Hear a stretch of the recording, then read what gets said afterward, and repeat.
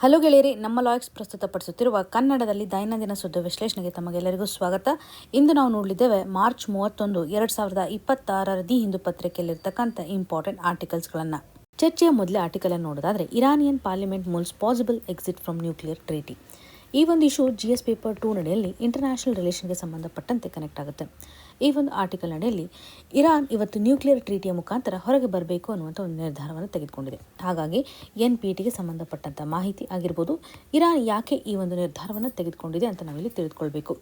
ಪ್ರಸ್ತುತವಾಗಿರ್ತಕ್ಕಂಥ war situation ಅನ್ನು analyse ಮಾಡಿದಾಗ US ಆಗಿರ್ಬೋದು, ಇಸ್ರೇಲ್ ಆಗಿರ್ಬೋದು, ಇವತ್ತು ಇರಾನ್ ನ್ಯೂಕ್ಲಿಯರ್ ಫೆಸಿಲಿಟೀಸ್ಗಳ ಮೇಲೆ ಸಾಕಷ್ಟು ಅಟ್ಯಾಕ್ ಅನ್ನು ಮಾಡ್ತಾ ಇದೆ.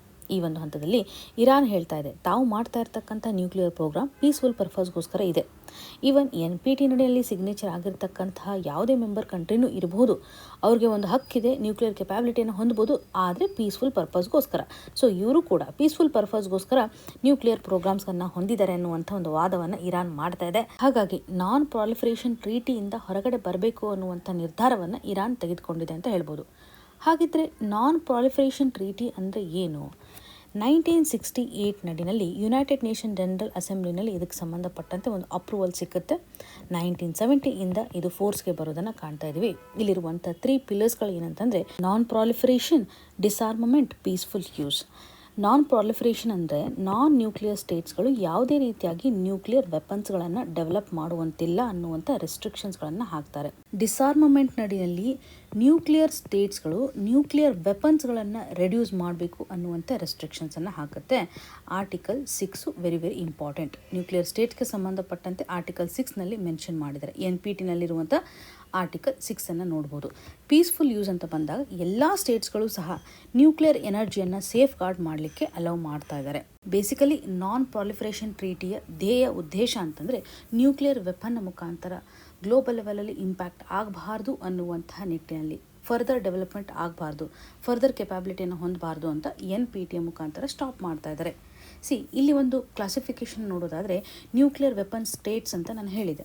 ನ್ಯೂಕ್ಲಿಯರ್ ವೆಪನ್ ಸ್ಟೇಟ್ಸ್ಗಳು ಯಾವ್ಯಾವ ಇದಾವೆ ಅನ್ನೋದು ಸಹ examination perspectively very important. Nuclear weapon States ಅನ್ನುವಂತಹ ಟೈಟಲ್ಲು ಹಿಸ್ಟಾರಿಕಲ್ ಸ್ಟೇಟಸ್ ಆಗಿದೆ.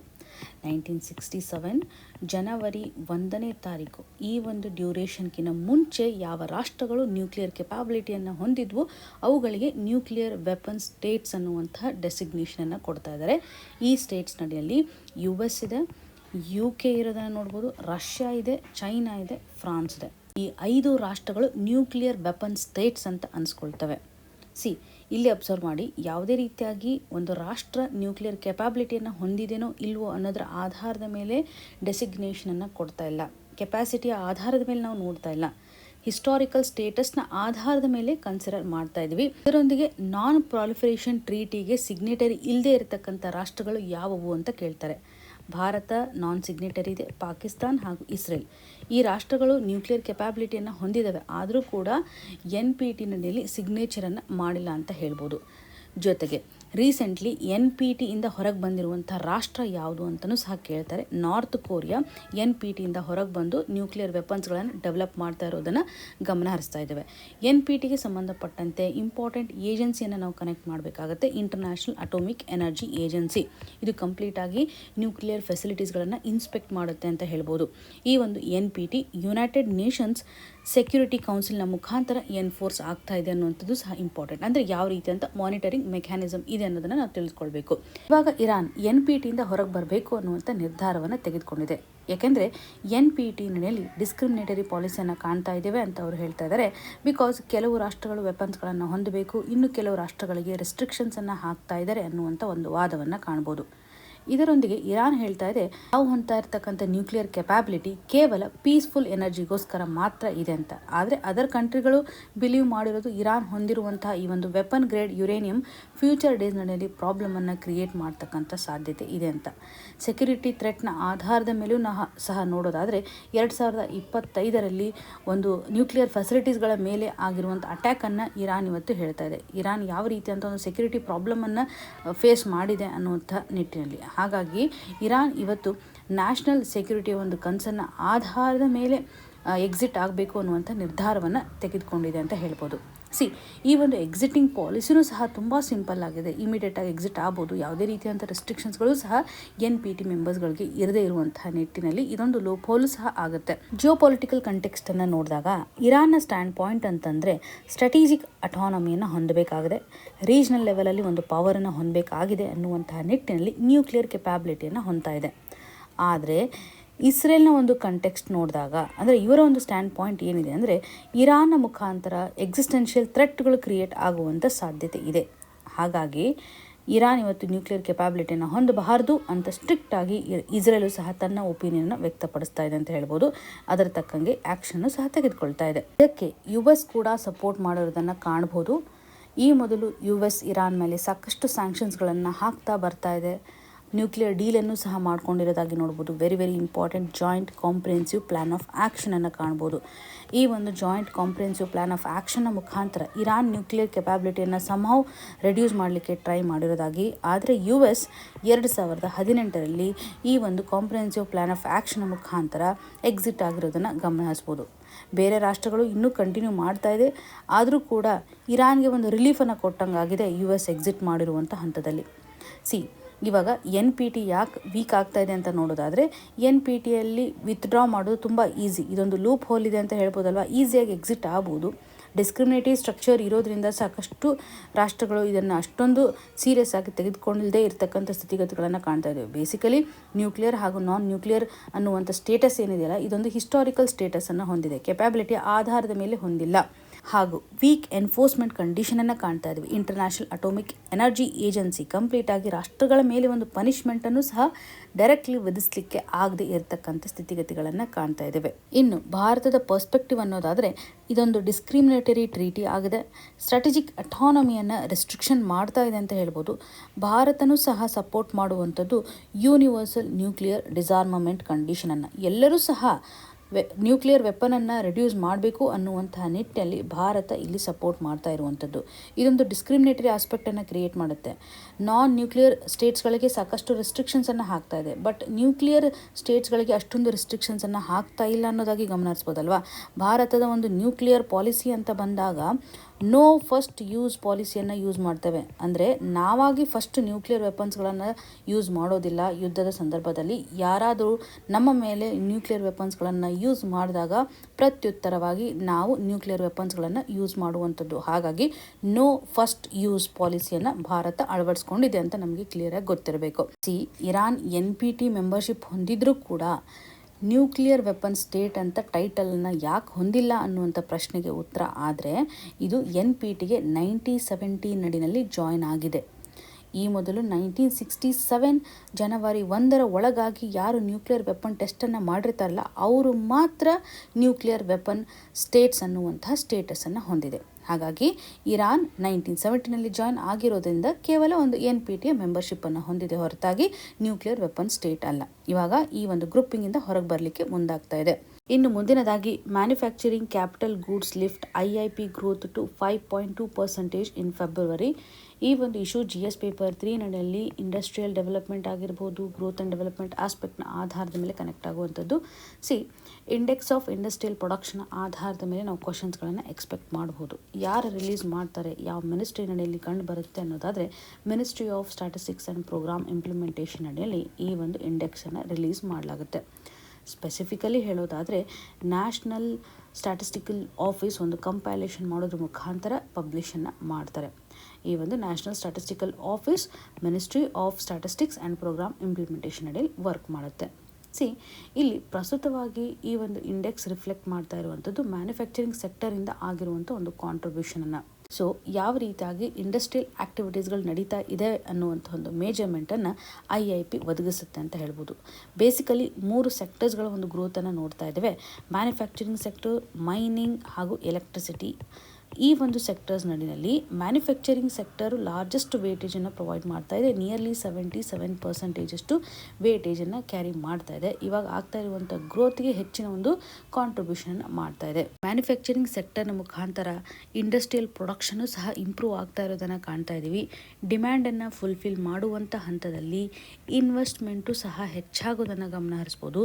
ಕ್ಯಾಪಿಟಲ್ ಗೂಡ್ಸ್ಗಳು ಸಹ ಚೆನ್ನಾಗಿ ಗ್ರೋತ್ ಆಗ್ತಾ ಇರೋದನ್ನು ಕಾಣ್ಬೋದು. ಅಂದರೆ ಹೆಚ್ಚು ಮಷಿನ್ಸ್ಗಳ ಮಿಷಿನರಿಗಳನ್ನು ಪರ್ಚೇಸ್ ಮಾಡುವಂಥ ಹಂತದಲ್ಲಿ, ಇಕ್ವಿಪ್ಮೆಂಟ್ಸ್ಗಳನ್ನು ಪರ್ಚೇಸ್ ಮಾಡ್ತಕ್ಕಂಥ ಹಂತದಲ್ಲಿ ಎಕ್ಸ್ಪೆಂಡಿಚರ್ನ ಮಾಡ್ತಾ ಇದ್ದಾರೆ ಅಂತ. ಕಂಪನೀಸ್ಗಳು ಇವತ್ತು ಕ್ಯಾಪಿಟಲ್ ಎಕ್ಸ್ಪೆಂಡಿಚರ್ ನಡೆಯಲ್ಲಿ ಹೆಚ್ಚಾಗಿ ಇನ್ವೆಸ್ಟ್ಮೆಂಟನ್ನು ಮಾಡ್ತಾ ಇದ್ದಾರೆ. ಇದರಿಂದ ಫ್ಯೂಚರ್ ಡೇಸ್ ನಡೆಯಲ್ಲಿ ಪ್ರೊಡಕ್ಷನ್ನು ಇನ್ಕ್ರೀಸ್ ಆಗುವಂಥ ಒಂದು ಸಾಧ್ಯತೆ ಇದೆ. ಇಂಡೆಕ್ಸ್ನ ಆಧಾರದ ಮೇಲೆ ವೀಕ್ ಪರ್ಫಾರ್ಮ್ ಮಾಡ್ತಾ ಇರ್ತಕ್ಕಂಥ ವಲಯಗಳಂತಂದರೆ ಮೈನಿಂಗ್ ಸೆಕ್ಟರ್ನ ಒಂದು ಗ್ರೋತು ಸಹ ಸ್ಲೋ ಡೌನ್ ಆಗಿದೆ. ಕೇವಲ 3.1% ಅಷ್ಟು ಗ್ರೋತನ್ನು ಕಾಣ್ತಾ ಇದ್ದೇವೆ. ರಿಸೋರ್ಸಸ್ಗಳ ಎಕ್ಸ್ಟ್ರಾಕ್ಷನ್ನು ಸ್ಲೋ ಡೌನ್ ಆಗಿದೆ ಅಂತ ಕನೆಕ್ಟ್ ಮಾಡ್ಬೋದು. ಎಲೆಕ್ಟ್ರಿಸಿಟಿ ಸೆಕ್ಟರ್ ಅಂತ ಬಂದಾಗೂ ಸಹ ಒಂದು ಮಾಡರೇಟ್ ಇಂಡಸ್ಟ್ರಿಯಲ್ ಡಿಮ್ಯಾಂಡನ್ನು ನೋಡ್ತಾ ಇದ್ದೇವೆ. ಇಲ್ಲೂ ಸಹ ಗ್ರೋತ್ ವೀಕ್ ಇದೆ ಅಂತಲೇ ರಿಪೋರ್ಟ್ ನಮಗೆ ಹೇಳ್ತಾ ಇದೆ. ಕನ್ಸ್ಯೂಮರ್ ಡಿಮ್ಯಾಂಡ್ ಕೂಡ ವೀಕ್ ಆಗಿರೋದನ್ನು ಕಾಣ್ತಾ ಇದ್ದೇವೆ. ಅಂದರೆ ಜನರು ಕಡಿಮೆ ಗೂಡ್ಸನ್ನು ಪರ್ಚೇಸ್ ಮಾಡ್ತಾ ಇರೋದಾಗಿ ಗಮನ ಹರಿಸ್ಬೋದು. ಡಿಮ್ಯಾಂಡ್ ತುಂಬ ಕಡಿಮೆ ಇದೆ ಅನ್ನುವಂಥ ಆಸ್ಪೆಕ್ಟನ್ನು ಈ ಒಂದು ರಿಪೋರ್ಟ್ ಹೈಲೈಟ್ ಮಾಡ್ತಾ ಇದೆ. ಸೊ ಇಲ್ಲಿರುವಂಥ ಒಂದು ಇಂಟರ್ಪ್ರಿಟೇಷನ್ ಅಂತಂದರೆ ಕ್ಯಾಪಿಟಲ್ ಗೂಡ್ಸ್ಗಳ ಮುಖಾಂತರ ಫ್ಯೂಚರ್ ಗ್ರೋತನ್ನು ಕಾಣಲಿಕ್ಕೆ ಸಾಧ್ಯತೆ ಇದೆ. ಇನ್ಫ್ರಾಸ್ಟ್ರಕ್ಚರ್ ಲೆವೆಲಲ್ಲಿ, ಕನ್ಸ್ಟ್ರಕ್ಷನ್ ಲೆವೆಲಲ್ಲಿ ಒಂದು ಇಂಪ್ರೂವೈಸೇಷನನ್ನು ಕಾಣ್ತಾ ಇದ್ದೇವೆ. ಆದರೆ ಕನ್ಸ್ಯೂಮರ್ ಆಸ್ಪೆಕ್ಟ್ ಅಂತ ಬಂದಾಗ ಕನ್ಸ್ಯೂಮರ್ ಡಿಮ್ಯಾಂಡ್ ತುಂಬ ಕಡಿಮೆ ಇರೋದನ್ನು ಕಾಣ್ತಾ ಇದ್ದೇವೆ. ಇನ್ವೆಸ್ಟ್ಮೆಂಟ್ ಲೆಡ್ ಗ್ರೋತನ್ನು ನಾವು ಕಾಣ್ತಾ ಇರುವಂಥದ್ದು. ಸರ್ಕಾರ ಒಂದು ಸ್ಪೆಂಡಿಂಗ್ ಮಾಡುವಂಥ ಹಂತದಲ್ಲೂ ಸಹ ಇನ್ಫ್ರಾಸ್ಟ್ರಕ್ಚರ್ ಮೇಲೆ ಹೆಚ್ಚು ಫೋಕಸನ್ನು ಮಾಡ್ತಾ ಇದೆ. ಕ್ಯಾಪಿಟಲ್ ಎಕ್ಸ್ಪೆಂಡಿಚರ್ ಮೇಲೆ ಹೆಚ್ಚು ಫೋಕಸನ್ನು ಮಾಡ್ತಾ ಇದ್ದೇವೆ. ಕನ್ಸಂಪ್ಷನ್ ಯಾಕೆ ಸ್ಲೋ ಡೌನ್ ಆಗುತ್ತೆ, ಇದಕ್ಕೆ ಕಾರಣಗಳು ಏನಿರ್ಬೋದು ಅಂತಂದರೆ ಸಮ್ಟೈಮ್ ಇನ್ಫ್ಲೇಷನ್ ಆಸ್ಪೆಕ್ಟ್ನ ಆಧಾರದ ಮೇಲೆ ಸಾಕಷ್ಟು ಕನ್ಸಂಪ್ಷನ್ ಆಗದೇ ಇರುವಂಥ ಸ್ಥಿತಿಗತಿಗಳು, ಇನ್ಕಮ್ ಸ್ಟ್ಯಾಗ್ನೇಷನ್ ಆದ್ರೂ ಸಹ ಸರಿಯಾದಂಥ ಒಂದು ಕನ್ಸಂಪ್ಷನ್ ಆಗೋದಿಲ್ಲ. ರೂರಲ್ ಲೆವೆಲಲ್ಲಿ ಒಂದು ಡಿಸ್ಟ್ರೆಸ್ ಕಂಡೀಷನ್ ಇದ್ದರೂ ಕೂಡ ಕನ್ಸಂಪ್ಷನ್ ಸರಿಯಾಗಿ ಆಗದೇ ಇರುವಂಥ ಸ್ಥಿತಿಗತಿಗಳನ್ನು ಕಾಣ್ತಾ ಇದ್ದೇವೆ. ಇಲ್ಲಿ ಇಂಡೆಕ್ಸ್ನ ಪ್ರಕಾರ 5.2% ಅಷ್ಟು ಗ್ರೋತನ್ನು ಕಾಣ್ತಾ ಇದ್ದೇವೆ. ಈ ಒಂದು ಗ್ರೋತ್ಗೆ ಕಾಂಟ್ರಿಬ್ಯೂಷನ್ ಮಾಡ್ತಾ ಇರುವಂಥದ್ದು ಮ್ಯಾನುಫ್ಯಾಕ್ಚರಿಂಗ್ ಆ್ಯಂಡ್ ಕ್ಯಾಪಿಟಲ್ ಗೂಡ್ಸ್. ಇಲ್ಲಿರುವಂಥ ಕನ್ಸರ್ನ್ ಅಂತಂದರೆ ವೀಕ್ ಕನ್ಸಂಪ್ಷನನ್ನು ಕಾಣ್ತಾ ಇದ್ದೇವೆ. ನಾವು ಬ್ಯಾಲೆನ್ಸ್ಡ್ ಆಗಿರುವಂಥ ಗ್ರೋತನ್ನು ಕಾಣಬೇಕು ಅಂತಂದರೆ ಇನ್ವೆಸ್ಟ್ಮೆಂಟೂ ಸಹ ಇಂಪಾರ್ಟೆಂಟ್, ಕನ್ಸಂಪ್ಷನ್ ಕೂಡ ಸಹ ಇಂಪಾರ್ಟೆಂಟ್. ಎಕ್ಸಾಮಿನೇಷನ್ ಪರ್ಸ್ಪೆಕ್ಟಿವ್ ನಡೆಯಲ್ಲಿ ಕೋರಿಲೇಷನ್ ಆಧಾರದ ಮೇಲೆ ಕ್ವಶನ್ಸನ್ನು ಕೇಳ್ತಾರೆ. ಹಾಗಾಗಿ ಇಂಡೆಕ್ಸ್ ಆಫ್ ಇಂಡಸ್ಟ್ರಿಯಲ್ ಪ್ರೊಡಕ್ಷನ್ಗೆ ಸಂಬಂಧಪಟ್ಟಂಥ ಇಂಟರ್ಪ್ರಿಟೇಷನ್ ನಮಗೆ ತುಂಬ ಇಂಪಾರ್ಟೆಂಟ್ ಆಗುತ್ತೆ. ಇನ್ನು ಮುಂದಿನದಾಗಿ the continued pursuit of the perfect election. ಈ ಒಂದು ಇಶ್ಯೂ ನಮಗೆ GS ಪೇಪರ್ 2 ನಡೆಯಲ್ಲಿ ಪಾಲಿಟಿ ಆ್ಯಂಡ್ ಗವರ್ನೆನ್ಸ್ ಸೆಕ್ಷನ್ಗೆ ಸಂಬಂಧಪಟ್ಟಂತೆ ಕನೆಕ್ಟ್ ಆಗುವಂಥದ್ದು. ಭಾರತದಲ್ಲಿರುವಂಥ ಎಲೆಕ್ಷನ್ ಪ್ರೊಸೆಸನ್ನು ನೋಡಿದಾಗ ತುಂಬ ರೆಗ್ಯುಲರ್ ಆಗಿ ನಡೆಯುವಂಥದ್ದು, ಪ್ರೆಡಿಕ್ಟಬಲ್ ಮಾಡಲಿಕ್ಕೆ ಸಾಧ್ಯತೆ ಇದೆ. ಆದರೂ ಕೂಡ ಕೆಲವೊಂದಿಷ್ಟು ಸೀರಿಯಸ್ ಚಾಲೆಂಜಸನ್ನು ನಾವು ಫೇಸ್ ಮಾಡಬೇಕಾಗಿದೆ ಅನ್ನುವಂಥದ್ದನ್ನು ಆಥರ್ ಅವರು ಇಲ್ಲಿ ಹೇಳ್ತಾ ಇದ್ದಾರೆ. ಬಹುಮುಖ್ಯವಾಗಿ ಫ್ರೀ ಆ್ಯಂಡ್ ಫೇರ್ ಎಲೆಕ್ಷನನ್ನು ಕಂಡಕ್ಟ್ ಮಾಡಬೇಕಾಗಿದೆ ಅಂತ ಹೇಳ್ಬೋದು. ಅದರಲ್ಲೂ ಅಡ್ಮಿನಿಸ್ಟ್ರೇಟಿವ್ ಹರ್ಡಲ್ ನಡೆಯಲ್ಲಿ ಸಾಕಷ್ಟು ಚಾಲೆಂಜಸ್ಗಳನ್ನು ಫೇಸ್ ಮಾಡ್ಬೋದು. ಬಿಕಾಸ್ ಸಾಕಷ್ಟು ಪೋಲಿಂಗ್ ಸ್ಟೇಷನ್ಸ್ಗಳನ್ನು ಕಾಣ್ತಾ ಇದ್ದೇವೆ, ಸಾಕಷ್ಟು ಜನರು ಇವತ್ತು ವೋಟ್ ಮಾಡ್ತಾ ಇರೋದನ್ನು ಕಾಣ್ತಾ ಇದ್ದೇವೆ. ನಿಯರ್ಲಿ 17.4 crore ವೋಟರ್ಸ್ಗಳನ್ನು ನಾವು ಗಮನ ಹರಿಸ್ಬೋದು. ಎಲೆಕ್ಷನ್ ಆಫೀಷಿಯಲ್ಸ್ಗಳ ಒಂದು ಇನ್ವಾಲ್ವ್ಮೆಂಟ್ ಆಗಿರ್ಬೋದು, ಸೆಕ್ಯೂರಿಟಿ ಆಸ್ಪೆಕ್ಟ್ ಆಗಿರ್ಬೋದು, ಇವೆಲ್ಲವನ್ನು ನಾವು ನೋಡಿದಾಗ ಆಡಳಿತಾತ್ಮಕವಾಗಿ ಡೆಫಿನೆಟ್ಲಿ ಒಂದು ಬಿಗ್ಗೆಸ್ಟ್ ಚಾಲೆಂಜನ್ನು ಕ್ರಿಯೇಟ್ ಮಾಡುತ್ತೆ. ಹಿಲ್ ಏರಿಯಾದಲ್ಲಿ, ರಿಮೋಟ್ ಏರಿಯಾದಲ್ಲಿ, ಫಾರೆಸ್ಟ್ ಏರಿಯಾದಲ್ಲೂ ಸಹ ನಾವು ಎಲೆಕ್ಷನ್ಸ್ಗಳನ್ನು ಕಂಡಕ್ಟ್ ಮಾಡಬೇಕಾಗಿರುವಂಥದ್ದನ್ನು ಕಾಣ್ಬೋದು. ಇನ್ನು ಎಲೆಕ್ಷನ್ ಕಮಿಷನ್ಗೆ ಸಂಬಂಧಪಟ್ಟಂಥ ಒಂದು ಆಸ್ಪೆಕ್ಟ್ ಅಂತಂದರೆ ಎಲೆಕ್ಷನ್ ಕಮಿಷನ್ ಏನು ಮಾಡುತ್ತೆ, ಎಲೆಕ್ಷನನ್ನು ಸೂಪರ್ವೈಸ್ ಮಾಡೋದಾಗಿ ನೋಡ್ತಾ ಇದ್ವಿ. ಆಫೀಷಿಯಲ್ಸ್ಗಳನ್ನು ಅಸೈನ್ ಮಾಡುತ್ತೆ ಹಾಗೂ ರೂಲ್ಸನ್ನು ಇಂಪ್ಲಿಮೆಂಟ್ ಮಾಡುತ್ತೆ. For example model code of conduct ಇವಾಗ ಎಲೆಕ್ಷನ್ ಕಮಿಷನ್ ಮುಖಾಂತರ ಜಾರಿಗೆ ಬರೋದನ್ನು ನೋಡ್ತೇವೆ ಅಲ್ವಾ. ಆಥರ್ ಅವರು ಹೇಳೋ ಪ್ರಕಾರ ಇಲ್ಲಿ 4M ಚಾಲೆಂಜಸನ್ನು ಕಾಣ್ಬೋದು. Free and fair election conduct ಮಾಡುವಂಥ ಹಂತದಲ್ಲಿ 4M ಚಾಲೆಂಜಸನ್ನು ಕಾಣ್ತಾ ಇದ್ದೀವಿ. 4 ಕೀ ಥ್ರೆಟ್ಗಳನ್ನು ಕಾಣ್ಬೋದು. ಮೊದಲ ಹಂತದಲ್ಲಿ ಮನಿಯನ್ನು ಕನೆಕ್ಟ್ ಮಾಡ್ಬೋದು. ಮನಿ ಮುಖಾಂತರ ವೋಟನ್ನು ಪರ್ಚೇಸ್ ಮಾಡ್ತಾರೆ. ಫ್ರೀ ಬೀಸನ್ನು ಕನೆಕ್ಟ್ ಮಾಡ್ಬೋದಲ್ವಾ. ಇನ್ನು ಸೆಕೆಂಡ್ ಮಸಲ್ ಪವರ್ನ ಮುಖಾಂತರನೂ ಕೂಡ ಒಬ್ಬ ವ್ಯಕ್ತಿಯನ್ನು ಫೋರ್ಸ್ ಮಾಡಲಾಗುತ್ತೆ. ವೈಲೆಂಟ್ ಆ್ಯಕ್ಟಿವಿಟಿ ಮುಖಾಂತರ ಒಬ್ಬ ವ್ಯಕ್ತಿಯನ್ನು ಫೋರ್ಸ್ ಮಾಡಲಾಗುತ್ತೆ, ಇದೇ ಒಂದು ಪಾರ್ಟಿಗೆ ನೀವು ವೋಟನ್ನು ಹಾಕಬೇಕು ಅಂತ. ಮಿಸ್ಇನ್ಫಾರ್ಮೇಷನ್ ಆಧಾರದ ಮೇಲೂ ಸಹ ಫೇಕ್ ಆಗಿರ್ತಕ್ಕಂಥ ನ್ಯೂಸ್ಗಳ ಮುಖಾಂತರ, ಡೀಪ್ ಫೇಕ್ಗಳ ಮುಖಾಂತರ ಇನ್ಫ್ಲುಯೆನ್ಸ್ ಮಾಡಲಾಗುತ್ತೆ. ಹಾಗೂ MCC ವಯೋಲೇಷನ್ನ ಮುಖಾಂತರ, ಮಾಡೆಲ್ ಕೋಡ್ ಆಫ್ ಕಂಡಕ್ಟ್ನಲ್ಲಿರ್ತಕ್ಕಂಥ ಪ್ರೊಸೀಜರನ್ನು ಸರಿಯಾಗಿ ಫಾಲೋ ಮಾಡದೆ ಎಲೆಕ್ಷನ್ ರೂಲ್ಸ್ಗಳನ್ನು ಬ್ರೇಕ್ ಮಾಡೋದ್ರ ಮುಖಾಂತರ ನಾವು ಫ್ರೀ ಆ್ಯಂಡ್ ಫೇರ್ ಎಲೆಕ್ಷನ್ಸನ್ನು ಕಂಡಕ್ಟ್ ಮಾಡಲಿಕ್ಕೆ ಆಗ್ತಾ ಇಲ್ಲ ಅಂತ ಆಥರ್ ಅವರು ಇಲ್ಲಿ ಎಂಫಸಿಸ್ ಮಾಡ್ತಾ ಇದ್ದಾರೆ. ಎಲೆಕ್ಟೋರಲ್ ವೈಲೆನ್ಸ್ ಅಂತ ಬಂದಾಗ ವೆಸ್ಟ್ ಬೆಂಗಾಲ್ದಲ್ಲಿ ನಡೆದಿರುವಂಥ ಇನ್ಸಿಡೆಂಟನ್ನು ಕನೆಕ್ಟ್ ಮಾಡ್ತಾ ಇದ್ದಾರೆ. ಯಾವ ರೀತಿಯಾಗಿ ಫ್ರೀ ವೋಟಿಂಗ್ ಥ್ರೆಟ್ಟಲ್ಲಿ ಕ್ರಿಯೇಟ್ ಆಗಿದೆ, ರಿಸ್ಕ್ ಯಾವ ರೀತಿಯಾಗಿ ಕ್ರಿಯೇಟ್ ಆಗಿದೆ ಅನ್ನುವಂಥದ್ದಾಗಿರ್ಬೋದು. ಹಾಗೆ ಡಿಜಿಟಲ್ ಚಾಲೆಂಜಸ್ ಅಂತ ಬಂದಾಗ ಇವಾಗ ತಾನೇ ನಾವು ನೋಡಿದ್ವಿ, ಫೇಕ್ ನ್ಯೂಸ್, ಡೀಪ್ ಫೇಕ್ ಇವೆಲ್ಲ ಹೆಚ್ಚಾಗ್ತಾ ಇದೆ. ಸೋಷಿಯಲ್ ಮೀಡಿಯಾದ ಒಂದು ರೆಗ್ಯುಲೇಷನು ಸಹ ತುಂಬ ಕಡಿಮೆ ಇರೋದ್ರಿಂದ ಫೇರ್ ಆಗಿರ್ತಕ್ಕಂಥ ಎಲೆಕ್ಷನನ್ನು ಕಂಡಕ್ಟ್ ಮಾಡಲಿಕ್ಕೆ ಆಗದೆ ಇರುವಂಥದ್ದು. ಹಾಗೂ ಫ್ರೀ ಬೀಸ್ಗಳ ಒಂದು ಕಂಡೀಷನನ್ನು ಗಮನಿಸಿದಾಗ ಪೊಲಿಟಿಕಲ್ ಪಾರ್ಟೀಸ್ಗಳು ಫ್ರೀ ಆಗಿರ್ತಕ್ಕಂಥ ಗೂಡ್ಸನ್ನು ಪ್ರೊವೈಡ್ ಮಾಡ್ತೇವೆ, ಸರ್ವಿಸನ್ನು ಪ್ರೊವೈಡ್ ಮಾಡ್ತೇವೆ ಅಂತ ಪ್ರಾಮಿಸನ್ನು ಮಾಡ್ತಾರೆ. ಇದರಿಂದ ಫಿಸ್ಕಲ್ ಡಿಸಿಪ್ಲಿನು ಸಹ ವೈಲೇಟ್ ಆಗ್ತಾ ಇದೆ. ಸರ್ಕಾರಕ್ಕೆ ಬರ್ತಾ ಇರತಕ್ಕಂಥ ಒಂದು ಆದಾಯ ಅಷ್ಟರ ಮಟ್ಟಿಗೆ ಇರುತ್ತೆ, ಆದರೆ ಸ್ಕೀಮ್ಸ್ಗಳಿಗೆ ಇರತಕ್ಕಂಥ ಅಲೋಕೇಶನ್ ಜಾಸ್ತಿ ಆಗ್ತಾ ಹೋಗುತ್ತೆ. ಇದರಿಂದ ಫ್ಯೂಚರ್ ಡೇಸ್ ನಡೆಯಲು ಸಹ ಸರ್ಕಾರದ ಒಂದು ಸಾಲ ಹೆಚ್ಚಾಗುತ್ತೆ, ಫಿಸ್ಕಲ್ ಡೆಫಿಸಿಟ್ ಹೆಚ್ಚಾಗೋದನ್ನು ಗಮನ ಹರಿಸ್ಬೋದು. ಇವೆಲ್ಲವೂ ಸಹ ಚಾಲೆಂಜ್ ಆಗಿ ಕನ್ವರ್ಟ್ ಆಗುತ್ತೆ. ಅದೇ ಪಾಸಿಟಿವ್ ಡೆವಲಪ್ಮೆಂಟ್ ಅಥವಾ ನಾವು ಫ್ರೀ ಆ್ಯಂಡ್ ಫೇರ್ ಎಲೆಕ್ಷನ್ಸನ್ನು ಕಂಡಕ್ಟ್ ಮಾಡಬೇಕು ಅಂತಂದರೆ ಸ್ಟ್ರಾಂಗ್ ಆಗಿರುವಂಥ ಎಲೆಕ್ಷನ್ ಮಷಿನರಿಯನ್ನು ಯೂಸ್ ಮಾಡ್ಕೋಬೇಕು. ಫಾರ್ ಎಕ್ಸಾಂಪಲ್ ಸೆಕ್ಯೂರಿಟಿ ಫೋರ್ಸಸ್ಗಳನ್ನು ಯೂಸ್ ಮಾಡೋದ್ರ ಮುಖಾಂತರ ಪೋಲಿಂಗ್ ನಡಿಯಲ್ಲಿ ಏನಾದರೂ ಪ್ರಾಬ್ಲಮ್ ಇದ್ದರೂ ಸಹ ರಿಸಾಲ್ವ್ ಆಗುವಂತೆ, ಅಂದರೆ ಫೇರ್ ಆಗಿರುವಂಥ ಎಲೆಕ್ಷನ್ಸನ್ನು ಕಂಡಕ್ಟ್ ಮಾಡುವಂಥ ಹಂತದಲ್ಲಿ MCC ನಡಿನಲ್ಲಿ ಅಂದರೆ ಮಾಡೆಲ್ ಕೋಡ್ ಆಫ್ ಕಂಡಕ್ಟ್ ಇದ್ದಾಗ ಕೂಡ ಯಾವುದೇ ರೀತಿಯಾಗಿ ಇಲ್ಲೀಗಲ್ ಆ್ಯಕ್ಟಿವಿಟೀಸ್ಗಳು ಆಗಬಾರ್ದು ಅಂತ ಸರಿಯಾದಂಥ ಒಂದು ಅಬ್ಸರ್ವೇಷನನ್ನು ಮಾಡಬೇಕು. ಸರ್ವಿಲೆನ್ಸ್ ಟೀಮ್ಗಳನ್ನು ಸೆಟಪ್ ಮಾಡೋದ್ರ ಮುಖಾಂತರ ನಾವು ಇಲ್ಲೀಗಲ್ ಆ್ಯಕ್ಟಿವಿಟೀಸ್ಗಳನ್ನು ತಡೆಗಟ್ಟಲಿಕ್ಕೆ ಸಾಧ್ಯತೆ ಇದೆ. ಅಂದರೆ ಅನ್ಫೇರ್ ಆಗಿರುವಂಥ ಆ್ಯಕ್ಟಿವಿಟೀಸ್ ಅಂತ ಹೇಳ್ಬೋದು. ಎಲೆಕ್ಟೋರಲ್ ರೋಲ್ಗಳನ್ನು ಇಂಪ್ರೂವ್ಮೆಂಟ್ ಮಾಡಬೇಕು. ಒಬ್ಬ ವ್ಯಕ್ತಿ ಎರಡೆರಡು ವೋಟರ್ ಐಡಿಯನ್ನು ಹೊಂದಿರ್ತಾರೆ. ಡುಪ್ಲಿಕೇಟ್ ಆಗಿರ್ತಕ್ಕಂಥ ವೋಟರ್ ಐಡಿಯನ್ನು ರಿಮೂವ್ ಮಾಡೋದ್ರ ಮುಖಾಂತರ ಫೇರ್ ಆಗಿರುವಂಥ ಸಿಚುವೇಷನನ್ನು ಕ್ರಿಯೇಟ್ ಮಾಡ್ಬೋದು. ಡೆಡ್ ವೋಟರ್ ಐಡಿ ಇರ್ತಾವಲ್ಲ ಅವುಗಳನ್ನು ರಿಮೂವ್ ಮಾಡಬೇಕು. ಡೆಡ್ ಆದರೂ ಸಹ ಅವರಿಂದ ವೋಟ್ ಆಗ್ತಕ್ಕಂಥ ಒಂದು ಸಾಧ್ಯತೆಗಳನ್ನು ಕಾಣಬಹುದು. ಅಂದರೆ ಒಂದು ಅನ್ಫೇರ್ ಸಿಚುವೇಶನ್ಸ್ಗಳು ಇಲ್ಲಿ ಕ್ರಿಯೇಟ್ ಆಗಿದ್ದಾವೆ ಅಂತ ಹೇಳ್ಬೋದು. ಹಾಗೂ ಪಬ್ಲಿಕ್ ನಡೆಯಲ್ಲಿ ಎಲೆಕ್ಷನ್ ಪ್ರೊಸೆಸ್ಗೆ ಸಂಬಂಧಪಟ್ಟಂಥ ಒಂದು ಅವೇರ್ನೆಸ್ಸನ್ನು ತರಬೇಕಾಗುತ್ತೆ. ಸಿಸ್ಟಮ್ಯಾಟಿಕ್ ಆಗಿರ್ತಕ್ಕಂಥ ವೋಟರ್ಸ್ ಎಜುಕೇಷನ್ ಹಾಗೂ ಎಲೆಕ್ಟೋರಲ್ ಪಾರ್ಟಿಸಿಪೇಷನ್ ಪ್ರೋಗ್ರಾಮನ್ನು ತರೋದ್ರ ಮುಖಾಂತರ ಒಂದು ಅವೇರ್ನೆಸ್ ಸಿಸ್ಟಮನ್ನು ಸ್ಟ್ರಾಂಗ್ ಮಾಡ್ಬೋದು. ಇದರಿಂದಾಗಿ ಒಂದು ವೋಟರ್ ಟರ್ನ್ಔಟು ಸಹ ಹೆಚ್ಚಾಗುತ್ತೆ. ಹಾಗಾಗಿ ಇನ್ಕ್ಲೂಸಿವ್ ಎಲೆಕ್ಷನ್ಸ್ ನಡಿನಲ್ಲಿ ಒಂದು ಅವೇರ್ನೆಸ್ ತರೋದು ಇಂಪಾರ್ಟೆಂಟ್. ಜೊತೆಗೆ ಎಲ್ಡರ್ಲಿ ಪಾಪ್ಯುಲೇಷನ್ಗೆ ಸಂಬಂಧಪಟ್ಟಂಥ ಫೆಸಿಲಿಟೀಸ್ಗಳನ್ನು ಪ್ರೊವೈಡ್ ಮಾಡಬೇಕು. ಮನೆಯಿಂದನೇ ವೋಟ್ ಮಾಡುವಂಥ ಒಂದು ಫೆಸಿಲಿಟೀಸ್ಗಳಾಗಿರ್ಬೋದು, ಡಿಸೇಬಲ್ಡ್ ಪರ್ಸನ್ಗೆ ಬೇಕಾಗಿರುವಂಥ ಒಂದು ಫೆಸಿಲಿಟಿಯನ್ನು ಪ್ರೊವೈಡ್ ಮಾಡೋದ್ರ ಮುಖಾಂತರ ಎಲ್ಲರೂ ಸಹ ಇವತ್ತು ವೋಟ್ ಮಾಡುವಂತಹ ಅವಕಾಶವನ್ನು ಕೊಟ್ಟಂಗಾಗುತ್ತೆ. ಟೆಕ್ನಾಲಜಿಕಲಿ ಏನೇನು ಪ್ರಾಬ್ಲಮ್ಗಳಿವೆ ಅವುಗಳನ್ನು ಸಹ ಇಂಪ್ರೂವೈಸ್ ಮಾಡಬೇಕು ಅಂತ ಆಥರ್ ಅವರು ಎಂಫೋಸಿಸ್ ಮಾಡ್ತಾ ಇದ್ದಾರೆ. ಅದರಲ್ಲೂ EVMಸ್ಗೆ ಸಂಬಂಧಪಟ್ಟಂಥ ಚಾಲೆಂಜಸ್ಗಳು ಏನಿರುತ್ತೆ, ವೆಬ್ ಕಾಸ್ಟಿಂಗ್ನ ಮುಖಾಂತರ ನಾವು ಸರಿಯಾಗಿ ಪೋಲ್ ಬೂತ್ ನಡೆಯಲ್ಲಿ ಏನು ಆಗ್ತಾ ಇದೆ ಅನ್ನೋದನ್ನು ಸಹ ರೆಕ್ಟಿಫೈ ಮಾಡಲಿಕ್ಕೆ ಸಾಧ್ಯತೆ ಇದೆ. ಒಟ್ಟಾರೆಯಾಗಿ ಫ್ರೀ ಆ್ಯಂಡ್ ಫೇರ್ ಎಲೆಕ್ಷನ್ಸನ್ನು ಕಂಡಕ್ಟ್ ಮಾಡ್ತಕ್ಕಂಥ ಹಂತದಲ್ಲಿರುವಂತಹ ಚಾಲೆಂಜಸ್ ಅಂತಂದರೆ ಟೆಕ್ನಿಕಲಿ ನಾವು ಸ್ಟ್ರಾಂಗ್ ಇಲ್ಲ, ಪೊಲಿಟಿಕಲಿ ಚಾಲೆಂಜಸ್ಗಳನ್ನು ಫೇಸ್ ಮಾಡ್ತಾ ಇದ್ದೇವೆ. ಪೊಲಿಟಿಕಲ್ ಕಾಂಪಿಟೇಷನ್ಸ್ಗಳು ಹೆಚ್ಚಾಗ್ತಾ ಇರೋದ್ರಿಂದ ಮನಿಯ ಒಂದು ಮಿಸ್ಯೂಸ್ ಆಗ್ತಾ ಇದೆ, ಮಿಸ್ಇನ್ಫಾರ್ಮೇಷನ್ಸ್ಗಳನ್ನು ಕಾಣ್ತಾ ಇದ್ದೀವಿ, ಮಸಲ್ ಪವರ್ಗೆ ಸಂಬಂಧಪಟ್ಟಂತೆ ಕಾಣ್ತಾ ಇದ್ದೇವೆ, MCCನಲ್ಲಿರ್ತಕ್ಕಂಥ ರೂಲ್ಸ್ಗಳು ವೈಲೇಷನ್ ಆಗ್ತಾ ಇರೋದನ್ನು ಕಾಣ್ತಾ ಇದ್ದೇವೆ. ಇಲ್ಲಿ ವೋಟರ್ಸ್ಗಳಿಗೆ ಅವೇರ್ನೆಸ್ಸನ್ನು ತರೋದು ಇಂಪಾರ್ಟೆಂಟ್ ಆಗುತ್ತೆ. ವೋಟರ್ಸ್ಗಳ ಒಂದು ಡ್ಯೂಟಿ ಯಾವ ರೀತಿಯಾಗಿದೆ, ಫೇಕ್ ನೆರೆಟಿವ್ಸ್ಗಳಿಗೆ ರೆಸಿಸ್ಟೆನ್ಸನ್ನು ತೋರಿಸ್ಬೇಕಾಗುತ್ತೆ. ಯಾವುದೇ ರೀತಿಯಾಗಿ ಬ್ರೈಬ್ಸ್ಗಳನ್ನು ಅವ್ರು ಇಸ್ಕೋಬಾರ್ದು. ಇದರಿಂದಾಗಿ ಅವರು ಎಥಿಕಲ್ ಚಾಯ್ಸಸನ್ನು ಮಾಡಬೇಕು. ತಮಗೆ ಬೇಕಾಗಿರ್ತಕ್ಕಂಥ ಪ್ರತಿನಿಧಿಗಳನ್ನು ಎಥಿಕಲ್ಲಾಗಿ ಅವರು ಸೆಲೆಕ್ಟ್ ಮಾಡಬೇಕಾಗತ್ತೆ. ಇದು ಸಿಟಿಜನ್ಸ್ಗಳ ರೆಸ್ಪಾನ್ಸಿಬಿಲಿಟಿ ಅನ್ನುವಂಥದ್ದಾಗಿ ಆಥರ್ ಅವರು ಹೇಳ್ತಾ ಇದ್ದಾರೆ. ನಮ್ಮ ಒಂದು ಡೆಮೋಕ್ರಸಿ ನಡೆಯಲ್ಲಿ ಸಿಟಿಜನ್ಸ್ಗಳ ರೆಸ್ಪಾನ್ಸಿಬಿಲಿಟಿಯನ್ನು ಸಹ ಹೈಲೈಟ್ ಮಾಡಬೇಕಾಗುತ್ತೆ. ಫ್ರೀ ಆ್ಯಂಡ್ ಫೇರ್ ಎಲೆಕ್ಷನ್ಸನ್ನು ಕಂಡಕ್ಟ್ ಮಾಡ್ತಕ್ಕಂಥ ಹಂತದಲ್ಲಿ ಸ್ಟ್ರಾಂಗ್ ಇನ್ಸ್ಟಿಟ್ಯೂಷನ್ಸ್ಗಳು ಇಂಪಾರ್ಟೆಂಟ್, ರೆಸ್ಪಾನ್ಸಿಬಲ್ ಆಗಿರ್ತಕ್ಕಂಥ ಪೊಲಿಟಿಕಲ್ ಪಾರ್ಟೀಸ್, ವೋಟರ್ಸ್ ನಡೆಯಲ್ಲಿ ಒಂದು ಅವೇರ್ನೆಸ್ಸು ತುಂಬ ಇಂಪಾರ್ಟೆಂಟ್ ಆಗುತ್ತೆ. ಇದರಿಂದ ನಾವು ಪರ್ಫೆಕ್ಟ್ ಎಲೆಕ್ಷನನ್ನು ಕಂಡಕ್ಟ್ ಮಾಡಲಿಕ್ಕೆ ಸಾಧ್ಯತೆ ಇದೆ ಅನ್ನುವಂಥ ಒಂದು ಆರ್ಗ್ಯುಮೆಂಟನ್ನು ಇಲ್ಲಿ ಮಾಡ್ತಾ ಇದ್ದಾರೆ. Very important for mains exam. ಮೇನ್ಸಲ್ಲಿ ಎಲೆಕ್ಷನ್ಗೆ ಸಂಬಂಧಪಟ್ಟಂತೆ ಅಥವಾ ಎಲೆಕ್ಷನ್ ಪ್ರೊಸೆಸ್ ರಿಲೇಟೆಡ್ ಇರುವಂಥ ಚಾಲೆಂಜಸ್ಗಳು ಏನಿದಾವೆ ಅಂತ ಅಡ್ರೆಸ್ ಮಾಡುವಾಗ ಇಲ್ಲಿರ್ತಕ್ಕಂಥ ಡೈಮೆನ್ಷನ್ಸ್ಗಳನ್ನು ನೀವು ಯೂಸ್ ಮಾಡ್ಕೋಬೋದು. ಇನ್ನು ಮುಂದಿನದಾಗಿ a flame the state cannot guarantee. ಈ ಒಂದು ಇಶ್ಯೂ GS ಪೇಪರ್ 2 ನಡೆಯಲ್ಲಿ government policies and intervention, GS paper 3 ನಡೆಯಲ್ಲಿ ಎನರ್ಜಿ ಸೆಕ್ಯೂರಿಟಿಗೆ ಸಂಬಂಧಪಟ್ಟಂತೆ ಕನೆಕ್ಟ್ ಆಗುವಂಥದ್ದು. ಈ ಒಂದು ಆರ್ಟಿಕಲ್ ನಡೆಯಲ್ಲಿ LPG ಕ್ರೈಸಿಸನ್ನು ಕನೆಕ್ಟ್ ಮಾಡೋದ್ರ ಮುಖಾಂತರ ಗ್ಲೋಬಲ್ ಲೆವೆಲಲ್ಲಿರುವಂಥ ಒಂದು ಅನ್ಸರ್ಟನಿಟಿ ಭಾರತದಲ್ಲಿರುವಂಥ ಸಪ್ಲೈ ಮೇಲೆ ಇಂಪ್ಯಾಕ್ಟನ್ನು ಕ್ರಿಯೇಟ್ ಮಾಡ್ತಾ ಇದೆ. ಈ ಮೊದಲು ಸರ್ಕಾರ LPG ಬೇಸ್ಡ್ ಕ್ಲೀನ್ ಕುಕ್ಕಿಂಗ್ ಸಿಸ್ಟಮನ್ನು ಬದಲಾವಣೆ ಮಾಡಬೇಕು ಅನ್ನುವಂಥ ನಿಟ್ಟಿನಲ್ಲಿ ಸಾಕಷ್ಟು ಎಕ್ಸ್ಪ್ಯಾನ್ಷನ್ ಮಾಡಲಿಕ್ಕೆ ಮುಂದಾಗ್ತಾ ಇರುವಂಥದ್ದು. ಅದರಲ್ಲೂ ಈ ಒಂದು ಎಕ್ಸೆಸಬಿಲಿಟಿಯನ್ನು ಸಕ್ಸಸ್ಫುಲ್ಲಾಗಿ ರೀಚ್ ಮಾಡಿದೆ. ಅಂದರೆ ಎಲ್ಲರಿಗೂ ಸಹ ಒಂದು LPG ಕನೆಕ್ಷನ್ ಇರಬೇಕು ಅನ್ನುವಂಥ ನಿಟ್ಟಿನಲ್ಲಿ. ಇವಾಗಿರುವಂಥ ಒಂದು ಸ್ಥಿತಿಗತಿಗಳನ್ನು ನೋಡಿದಾಗ ಎನರ್ಜಿ ಸೆಕ್ಯೂರಿಟಿಗೆ ಸಂಬಂಧಪಟ್ಟಂತೆ ಅದರಲ್ಲೂ ಸಪ್ಲೈ ಲೆವೆಲಲ್ಲಿ ಸಾಕಷ್ಟು ಪ್ರಾಬ್ಲಮ್ಗಳು ಕ್ರಿಯೇಟ್ ಆಗ್ತಾ ಇದೆ. ಇದರಡಿನಲ್ಲಿ ಕಂಟಿನ್ಯೂಟಿಗೆ ಸಂಬಂಧಿಸಿದಂಥ ಒಂದು ಕ್ವಶನ್ ಮಾರ್ಕನ್ನು ಕಾಣ್ಬೋದು. ಎಷ್ಟು ಮಟ್ಟಿಗೆ ನಾವು ಪ್ರಸ್ತುತವಾಗಿರ್ತಕ್ಕಂಥ ಕ್ರೈಸಿಸನ್ನು ಫೇಸ್ ಮಾಡ್ತಾ ಇದ್ದೀವಿ ಅಂತ. ಇದಕ್ಕೆ ಕಾರಣ ನಿಮಗೆಲ್ಲರಿಗೂ ಕ್ಲಿಯರಾಗಿ ಗೊತ್ತಿದೆ. ನಾವು ಹೆಚ್ಚಾಗಿ LPGಯನ್ನು ಇಂಪೋರ್ಟ್ ಮಾಡ್ಕೊಳ್ತಾ ಇದ್ದೇವೆ. ಭಾರತದಲ್ಲಿ ಒಂದು ಸಪ್ಲೈ ಶಾಕ್ ಇದೆ. ವೆಸ್ಟ್ ಏಷ್ಯಾದಲ್ಲಿ ಕಂಪ್ಲೀಟಾಗಿ ಒಂದು ಡಿಸ್ರಪ್ಷನ್ ಆಗಿದೆ. ಅದರಲ್ಲೂ ಸ್ಟ್ರೇಟ್ ಆಫ್ ಹಾರ್ಮುಜ್ ನಡೆಯಲ್ಲಿ ನಡೀತಾ ಇರತಕ್ಕಂಥ ಒಂದು ಸ್ಥಿತಿಗತಿಗಳನ್ನು ನಾವು ಕನೆಕ್ಟ್ ಮಾಡ್ಬೋದು.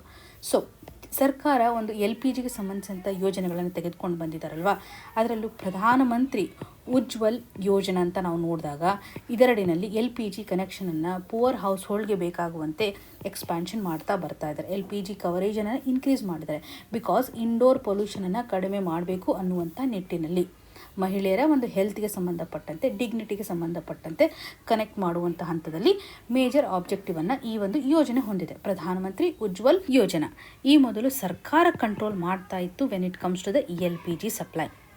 ಮೊದಲು PDS ಸಿಸ್ಟಮ್ನ ಮುಖಾಂತರ ಕೆರೋಸಿನನ್ನು ಪ್ರೊವೈಡ್ ಮಾಡ್ತಾ ಇತ್ತು. ಅದಾದ ನಂತರ LPG ಮೇಲೆ ನಾವು ಫೋಕಸನ್ನು ಮಾಡುವಂಥ ಹಂತದಲ್ಲಿ ಸರ್ಕಾರವೇ ಕಂಟ್ರೋಲ್ ಮಾಡ್ತಾ ಇತ್ತು. ಇವಾಗ ಏನಿದೆ ಕಂಡೀಷನು, ಗ್ಲೋಬಲ್ ಲೆವೆಲಲ್ಲಿರುವಂಥ ಅನ್ಸರ್ಟನಿಟಿ ಆಧಾರದ ಮೇಲೆ ನಾವು ಸಪ್ಲೈಯನ್ನು ಎನ್ಶೂರ್ ಮಾಡಬೇಕಾಗಿದೆ. ಬಿಕಾಸ್ ನಮ್ಮ ಒಂದು ಮಾರ್ಕೆಟ್ ಇವಾಗ ಇಂಪೋರ್ಟ್ ಮೇಲೆ ಡಿಪೆಂಡೆನ್ಸಿಯನ್ನು ತೋರಿಸ್ತಾ ಇದೆ. ಸೊ ಗ್ಲೋಬಲ್ ಲೆವೆಲಲ್ಲಿ ಅನ್ಸರ್ಟನಿಟಿ ಇದೆ. ಇಂಪೋರ್ಟ್ ಅಂತ ಬಂದಾಗ LPG ನಡಿಯಲ್ಲಿ ಅದರಲ್ಲೂ ನಿಯರ್ಲಿ 60% LPGಯನ್ನು ನಾವು ಇಂಪೋರ್ಟ್ ಮಾಡ್ಕೊಳ್ತಾ ಇದ್ದೇವೆ. ಈ ಒಂದು 60% ನಡಿಯಲ್ಲಿ 90% ಸ್ಟೇಟ್ ಆಫ್ ಹಾರ್ಮುಜ್ನ ಮುಖಾಂತರ ಬರ್ತಾ ಇರುವಂಥದ್ದು. ಸೊ ನಮ್ಮ ಹತ್ರ ಯಾವುದೇ ರೀತಿಯಾಗಿ ಒಂದು ಸಪ್ಲೈ ಬಫರ್ ಇಲ್ಲ ಅಂತ ಅವ್ರು ಹೇಳ್ತಾ ಇದ್ದಾರೆ. ಆಯಿಲ್ ರಿಸರ್ವ್ಸ್ಗಳು ಸ್ವಲ್ಪ ಇದ್ದಾವೆ, ಸ್ಟ್ರಾಟಜಿಕ್ ಪೆಟ್ರೋಲಿಯಂ ರಿಸರ್ವ್ಸ್ಗಳನ್ನು ನಾವು ಹೊಂದಿದ್ದೇವೆ. ಆದರೆ LPGಗೆ ಸಂಬಂಧಪಟ್ಟಂತೆ ಸ್ಪೆಸಿಫಿಕಲಿ ನಾವು ಬಫರಿಂಗ್ ಸಿಸ್ಟಮನ್ನು ಹೊಂದಿಲ್ಲ. ಇಲ್ಲಿ ಒಂದೆಡೆ ವೆಲ್ಫೇರಿಸ್ಟಿಕ್ ಆಸ್ಪೆಕ್ಟ್ನ ಆಧಾರದ ಮೇಲೆ ನಾವು ಕನೆಕ್ಟ್ ಮಾಡ್ತಾ ಇದ್ದೀವಿ. LPGಯ ಕನೆಕ್ಷನನ್ನು ಎನ್ಹಾನ್ಸ್ ಮಾಡ್ತಾ ಇದ್ದೀವಿ. ಅದರಲ್ಲೂ ಅಫೋರ್ಡೆಬಿಲಿಟಿಗೆ ಸಂಬಂಧಿಸಿದಂತೆ ನಾವು ಇಗ್ನೋರ್ ಮಾಡಿದ್ವಿ. ಕೇವಲ ಒಂದು ಕನೆಕ್ಷನ್ಗೆ ಸಂಬಂಧಪಟ್ಟಂತೆ ಆಗಿರ್ಬೋದು, ಸಪ್ಲೈಗೆ ಸಂಬಂಧಪಟ್ಟಂತೆ ಹೆಚ್ಚು ನಿಗಾ ವಹಿಸಿಲ್ಲ ಅಂತ ಕನ್ಸರ್ನನ್ನು ವ್ಯಕ್ತಪಡಿಸ್ತಾ ಇದ್ದಾರೆ. ಬಿಕಾಸ್ ಹಳ್ಳಿಗಳಲ್ಲಿರ್ತಕ್ಕಂತಹ ಜನರು ರಿಫಿಲ್ ಮಾಡೋದ್ರಲ್ಲಿ ತೊಂದರೆಗಳನ್ನು ಫೇಸ್ ಮಾಡ್ಬೋದು. ನಾವು ಕೇವಲ ಕನೆಕ್ಷನ್ಗೆ ಸಂಬಂಧಪಟ್ಟಂತೆ ಫೋಕಸನ್ನು ಮಾಡಿದ್ದೇವೆ. ಆದರೆ ರಿಫಿಲ್ ಅಂತ ಬಂದಾಗ ಅಫೋರ್ಡೆಬಿಲಿಟಿ ಕ್ವಶನ್ ಆಗುತ್ತೆ. ಒಂದು ಸಪ್ಲೈಗೆ ಸಂಬಂಧಪಟ್ಟಂಥ ಕಂಟಿನ್ಯೂಟಿ, ಬಫರ್ ಸ್ಟಾಕನ್ನು ಹೊಂದಬೇಕು ಅನ್ನುವಂಥ ಒಂದು ಕನ್ಸರ್ನನ್ನು ಇಲ್ಲಿ ಕಾಣ್ಬೋದು. ಸೊ ಸೋಷಿಯಲ್ ಡೈಮೆನ್ಷನನ್ನು ನೋಡಿದಾಗ ಈ ಮೊದಲು ರೂರಲ್ ಹೌಸ್ ಹೋಲ್ಡ್ಗಳು LPGಯನ್ನು ಯೂಸ್ ಮಾಡ್ತಾ ಇರುವಂಥದ್ದು, ಪ್ರಸ್ತುತವಾಗಿರುವಂಥ ಅನ್ಸರ್ಟನಿಟಿಯನ್ನು ನೋಡಿದಾಗ, ಅಫೋರ್ಡೆಬಿಲಿಟಿ ಒಂದು ಕ್ವಶನ್ ಮಾರ್ಕ್ ಬಂದಾಗ, ಸಪ್ಲೈ ಲೆವೆಲಲ್ಲಿ ಪ್ರಾಬ್ಲಮ್ಗಳು ಕ್ರಿಯೇಟ್ ಆಗಿರುವಂಥ ಹಂತದಲ್ಲಿ LPGಯನ್ನು ಯೂಸ್ ಮಾಡೋದು ಸ್ಟಾಪ್ ಮಾಡಿ ಬಯೋಮಾಸನ್ನು ಯೂಸ್ ಮಾಡಲಿಕ್ಕೆ ಮುಂದಾಗುವಂಥ ಸಾಧ್ಯತೆ ಇದೆ. ಸೊ ಇದರಿಂದ ಲೋವರ್ ಎಕ್ಸೆಸಿಬಿಲಿಟಿ ಇರಬಾರ್ದು, ರೂರಲ್ ಏರಿಯಾದಲ್ಲಿ ಇಂಪ್ಯಾಕ್ಟ್ ಆಗುವಂಥ ಒಂದು ಸಾಧ್ಯತೆ ಇದೆ ಅಂತಲೇ ಗಮನಿಸ್ಬೋದು. ಅಗೇನ್ ಜೆಂಡರ್ ಆಸ್ಪೆಕ್ಟನ್ನು ಕನೆಕ್ಟ್ ಮಾಡಿದಾಗ ಈ ಒಂದು ಯೋಜನೆಯಲ್ಲಿ ಪ್ರೈಮರಿ ಬೆನಿಫಿಷರೀಸ್ಗಳು ಮಹಿಳೆಯರು ಇರ್ತಾ ಇದ್ದರು. ಮಹಿಳೆಯರಿಗೆ ಬೆನಿಫಿಟ್ ಆಗಲಿ ಅನ್ನುವಂಥ ನಿಟ್ಟಿನಲ್ಲಿ ಅವರ ಒಂದು ಹೆಲ್ತ್ ಕನ್ಸರ್ನ್ ಆಗಿರ್ಬೋದು, ಅವರ ಒಂದು ಡಿಗ್ನಿಟಿಗೆ ಸಂಬಂಧಪಟ್ಟಂತೆ ಅಗೇನ್ ಅವರು ಬಯೋಮಾಸ್ ಮುಖಾಂತರ ಕುಕ್ಕಿಂಗ್ ಮಾಡಲಿಕ್ಕೆ ಮುಂದಾಗ್ತಾ ಇರೋದನ್ನು ನೋಡಿದಾಗ ಅವರ ಹೆಲ್ತ್ ಮೇಲೂ ಸಹ ಸಾಕಷ್ಟು ಪ್ರಾಬ್ಲಮ್ಗಳು ಕ್ರಿಯೇಟ್ ಆಗ್ಬೋದು ಅಂತ ಅವರು ಎಂಫಸಿಸ್ ಮಾಡ್ತಾ ಇದ್ದಾರೆ. ಸೊ ಈ ಒಂದು ಇಶ್ಯೂಗೆ ಸಂಬಂಧಪಟ್ಟಂತೆ ಅವರು ಯಾವ ರೀತಿಯಂಥ ಸೊಲ್ಯೂಷನ್ಸನ್ನು ಕೊಡ್ತಾ ಇದ್ದಾರೆ ಅಂತಂದರೆ, LPGಗೆ ಸಂಬಂಧಪಟ್ಟಂಥ ಒಂದು ಸ್ಟ್ರಾಟಜಿಕ್ ಬಫರನ್ನು ನಾವು ಮೇಂಟೈನ್ ಮಾಡಬೇಕು. ಅಟ್ಲೀಸ್ಟ್ 2 months ರಿಸರ್ವನ್ನು ನಾವು ಮೇಂಟೈನ್ ಮಾಡಬೇಕು ಅಂತ. ನಮ್ಮ ಡಿಪೆಂಡೆನ್ಸಿಯನ್ನು ಕೂಡ ರೆಡ್ಯೂಸ್ ಮಾಡಬೇಕಾಗತ್ತೆ. ನಾವು ಇಂಪೋರ್ಟ್ ಮಾಡ್ಕೊಳ್ತಕ್ಕಂಥ ಹಂತದಲ್ಲಿ ಕೆಲವೇ ರಾಷ್ಟ್ರಗಳ ಮೇಲೆ ಅವಲಂಬನೆ ಆಗಿರಬಾರ್ದು. ಡೈವರ್ಸಿಫೈಡ್ ಆಗಿರುವಂಥ ಇಂಪೋರ್ಟನ್ನು ನಾವು ಚೂಸ್ ಮಾಡಬೇಕು ಅಂತ. ಕ್ರೈಸಿಸ್ಗೆ ಸಂಬಂಧಿಸಿದಂತೆ ಪ್ರೋಟೋಕಾಲ್ಸ್ಗಳನ್ನು ತೆಗೆದುಕೊಂಡು ಬರಬೇಕು. ಇಮಿಡಿಯೇಟಾಗಿ ಸಪ್ಲೈ ಶಾಕನ್ನು ಯಾವ ರೀತಿಯಾಗಿ ನಾವು ಅಬ್ಸಾರ್ಬ್ ಮಾಡಬಹುದು ಅನ್ನುವಂಥ ಪ್ರೀ ಪ್ಲ್ಯಾನಿಂಗನ್ನು ಹೊಂದಿರಬೇಕು. ಆಲ್ಟರ್ನೇಟಿವ್ ಸಿಸ್ಟಮ್ಸನ್ನು ತೆಗೆದುಕೊಂಡು ಬರಬೇಕು. ಇವಾಗ ಬಯೋಗ್ಯಾಸ್ನ ಮುಖಾಂತರನೂ ಸಹ ಬೇಕಾಗಿರುವಂತಹ ಇಮಿಡಿಯೇಟ್ ಸರ್ವಿಸನ್ನು ಪ್ರೊವೈಡ್ ಮಾಡ್ಬೋದು. ಅಂದರೆ ಎನರ್ಜಿ ಸೆಕ್ಯೂರಿಟಿನ ಒದಗಿಸಲಿಕ್ಕೆ ಸಾಧ್ಯತೆ ಇದೆ. ಪೈಪ್ಡ್ ಗ್ಯಾಸಸ್ಸನ್ನು ನಾವು ಸಿಟೀಸ್ನಲ್ಲಿ ಪ್ರೊವೈಡ್ ಮಾಡೋದ್ರ ಮುಖಾಂತರ ಒಂದು ಸಪ್ಲೈ ಲೆವೆಲಲ್ಲೂ ಸಹ ಶಾಕ್ ಆಗಿರೋದನ್ನು ತಡೆಗಟ್ಟಲಿಕ್ಕೆ ಸಾಧ್ಯತೆ ಇದೆ. ಸೊ ಇದರ ಆಧಾರದ ಮೇಲೆ ಕೇವಲ ಒಂದು ವೆಲ್ಫೇರ್ ಸಕ್ಸಸ್ ಅನ್ನುವಂಥದ್ದು ಎಕ್ಸೆಸಿಬಿಲಿಟಿ ಆಧಾರದ ಮೇಲೆ ಇರೋದಿಲ್ಲ. ಅದು ಯಾವ ರೀತಿಯಾಗಿ ಸಸ್ಟೈನೇಬಲ್ ಆಗಿ ಸಿಸ್ಟಮ್ ವರ್ಕ್ ಆಗ್ತಾ ಇದೆ ಅನ್ನೋದ್ರ ಮೇಲೆ ಇರುತ್ತೆ. ಶಾರ್ಟ್ ಟರ್ಮ್ ಆಗಿ ಒಂದು ಎಕ್ಸೆಸಿಬಿಲಿಟಿ ಸಕ್ಸಸ್ಸನ್ನು ಕಾಣೋದು ಅಷ್ಟೇ ಅಲ್ಲ, ಲಾಂಗ್ ಟರ್ಮಲ್ಲಿ ಕಂಟಿನ್ಯೂಟಿಯನ್ನು ಎನ್ಶೋರ್ ಮಾಡಬೇಕು ಅನ್ನುವಂಥದ್ದನ್ನು ಅವ್ರು ಹೇಳ್ತಾ ಇದ್ದಾರೆ. ಪ್ರಸ್ತುತವಾಗಿರುವಂಥ ಒಂದು ರಿಸ್ಕನ್ನು ನೋಡಿದಾಗ ಎನರ್ಜಿ ಇನ್ಸೆಕ್ಯೂರಿಟಿ ಇದೆ, ರೂರಲ್ ಡಿಸ್ಟ್ರೆಸ್ಸು ಇದೆ, ಜೆಂಡರ್ ಇನ್ಇಕ್ವಾಲಿಟಿಯನ್ನು ಈ ಒಂದು ಇಶ್ಯೂಗೆ ಸಂಬಂಧಪಟ್ಟಂತೆ ಕಾಣ್ಬೋದು. ಭಾರತಕ್ಕೆ ಒಂದು ಅಪಾರ್ಚುನಿಟಿಯನ್ನು ಕ್ರಿಯೇಟ್ ಮಾಡ್ತಾ ಇದೆ. ಲೋಕಲ್ ಲೆವೆಲಲ್ಲಿ ಒಂದು ಆಲ್ಟರ್ನೇಟಿವನ್ನು ಫೈಂಡ್ ಮಾಡ್ಬೋದು. ರೆಸಿಲಿಯಂಟ್ ಎನರ್ಜಿ ಸಿಸ್ಟಮನ್ನು ತೆಗೆದುಕೊಂಡು ಬರಲಿಕ್ಕೆ ಇದೊಂದು ಬೆಸ್ಟ್ ಅಪಾರ್ಚುನಿಟಿ ಅಂತಲೇ ಅವರು ಇಲ್ಲಿ ಎಂಫಸಿಸ್ ಮಾಡ್ತಾ ಇದ್ದಾರೆ. ಎನರ್ಜಿ ಸೆಕ್ಯೂರಿಟಿಗೆ ಸಂಬಂಧಪಟ್ಟಂತೆ ಅದರಲ್ಲೂ ಕ್ಲೀನ್ ಕುಕಿಂಗ್ ಫ್ಯೂಯಲ್ ಟ್ರಾನ್ಸಿಷನ್ನ ಆಧಾರದ ಮೇಲೆ ಕ್ವಶನ್ಸನ್ನು ಕೇಳಿದಾಗ ಯಾವ ರೀತಿಯಂಥ ಚಾಲೆಂಜಸ್ಗಳನ್ನು ಫೇಸ್ ಮಾಡ್ತಾ ಇದ್ದೇವೆ ಅನ್ನುವಂಥ ಡೈಮೆನ್ಷನ್ಸ್ಗಳನ್ನು ಈ ಒಂದು ಆರ್ಟಿಕಲ್ನ ಮುಖಾಂತರ ಕನೆಕ್ಟ್ ಮಾಡ್ಬೋದು. ಹಾಗೂ ಯೋಜನೆಗಳು prelims perspectively very very important ಆಗುತ್ತೆ. ಈ ಒಂದು ಹಂತದಲ್ಲಿ ಈ ಒಂದು ಆರ್ಟಿಕಲ್ ನಮಗೆ ಇಂಪಾರ್ಟೆಂಟ್ ಆಗುತ್ತೆ. ಸೊ ಇವತ್ತು ಡಿಸ್ಕಸ್ ಮಾಡಿರ್ತಕ್ಕಂಥ ಆರ್ಟಿಕಲ್ಸ್ಗಳು ನಿಮಗೆ ನೀಟಾಗಿ ಅರ್ಥ ಆಗಿದೆ ಅಂತ ಭಾವಿಸ್ತಾ ಇದ್ದೀನಿ. ನಿಮ್ಗೆ ಏನೇ ಕನ್ಸರ್ನ್ ಇದ್ದರೂ ಕೂಡ ಕಮೆಂಟ್ನ ಮುಖಾಂತರ ನಮಗೆ ತಿಳಿಸಿಕೊಡಿ ಅಂತ ಹೇಳ್ತಾ ಆಲ್ ದ ವೆರಿ ಬೆಸ್ಟ್. ಧನ್ಯವಾದಗಳು.